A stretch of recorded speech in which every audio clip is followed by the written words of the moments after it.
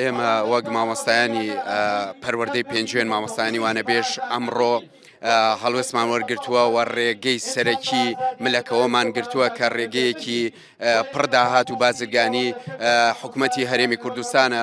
فشارەکانمان لە بەردەم پەروەردەکان و گواستوەتەوە بۆ سەر شەقام و بۆ سەر شوێنێکی استراتیژی.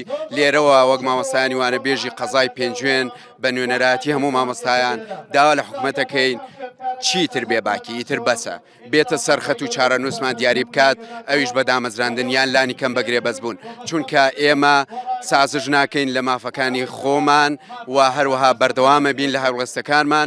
بۆیە لێرەوە پەیامە گەێنین ئەگەر حکوومەت نێتە سەرخەت ڕەنگە ئەمڕۆ بە ماوەیەکی کەم یان کاتی کەم ڕێگەمان گرت بێ، بەڵام لە ئایندەدا خێمە هەڵەدەین بەردەوام ئەبین. بۆیە پێویستە حکوومەت بێتە سەرخەت، چونکە پەروەردەی پێنجوێن بە تایبەت پەکی کەوتووە. ئەگەر مامۆستایانی وانەبێژ نەبن پرۆسەی خوێندن وەستا و ئەوەستێت.